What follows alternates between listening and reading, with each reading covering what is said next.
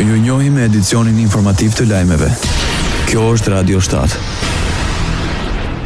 Kryetari i Kuvendit të Maqedonisë së Veriut Afrim Gashi gjatë vizitës në Washington e vuri teksin tek forcimi i bashkëpunimit në projekte që ndihmojnë zhvillimin e kuvendit, rritjen e transparencës dhe digitalizimin.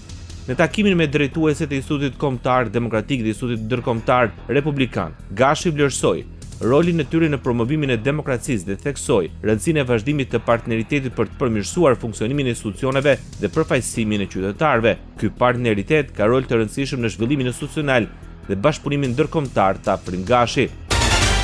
Kryetari i Kuvendit Shqipërisë Niko Peleshi ngriti shqetësimin për sigurinë në Ballkanin Perëndimor. Gjatë fjalës në Forumin për Sigurinë në Kongresin Amerikan, Niko Peleshi cilësoi rajonin si një hapësirë gjeopolitike të ndjeshme ndaj kërcënimeve hibride dhe ndërhyrjeve të huaja.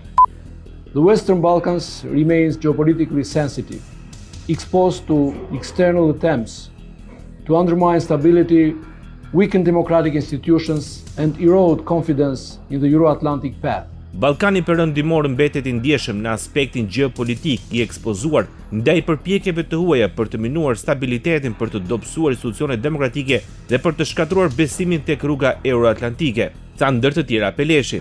Krahas asaj, ai u ndal tek anëtarësimi i Kosovës në NATO si garanci për Ballkanin Perëndimor. This reality demands vigilance, resilience, and strategic clarity.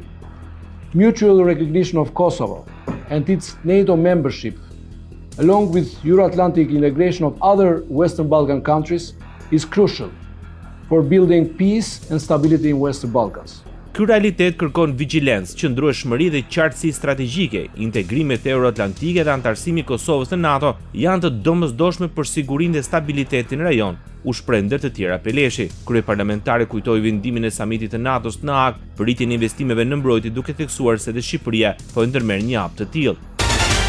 Kryetari i Aleancës për Ardhmërinë e Kosovës Ramush Haradinaj takon në SBA zëvendës ndihmë sekretarin e Departamentit Amerikan të Shtetit pranë Byros për çështjet europiane dhe euroazatike Daniel Lawton dhe kërkon anëtarësim në NATO. Përmes një postimi në rrjetet sociale, Haradinaj shkruan se gjatë këtij takimi ka theksuar se partneriteti dhe misia ndërmjet Kosovës dhe SBA-s janë të qëndrueshme dhe strategjike. Për Haradinajn, anëtarësimi i Kosovës në NATO jo vetëm që do të forcojë, por do të kontribuojë gjithashtu në paqe, stabilitet dhe mbrojtje kolektive në të gjithë Ballkanin Perëndimor dhe komunitetin euro-atlantik. Radio 7, zëri pozitiv i qytetit. Publikohen detaje nga skandali Epstein dhe lidhjet e tij me Ballkanin. Ish anëtare e ekipit ligjor të Departamentit Amerikan të Drejtësisë, Catherine Bolkovac, pretendon se rreth 80% e vajzave të mitura të Jeffrey Epstein, viktima të trafikimit të qenieve njerëzore, vinin nga Ballkani. Një raport i grupit kundër pastrimit të parave të bankës JP Morgan i përgatitur rreth kohës së dënimit të Epstein në vitin 2008 tregonte se pothuajse 2/3 e grave viktima të trafikimit për prostitucion në botë vinin nga rajoni. Ndër vendet e përmendura si burime kryesore të trafikimit janë Shqipëria, Moldavia, Rumania, Bullgaria, Rusia, Bielorusia dhe Ukraina.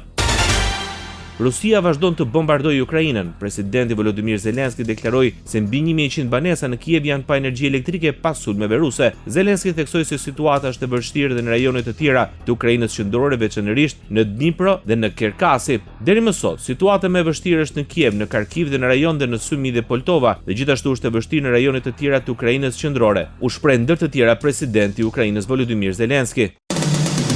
Ndoqët lajmet shkurt në Radio 7, zëri pozitiv i qytetit.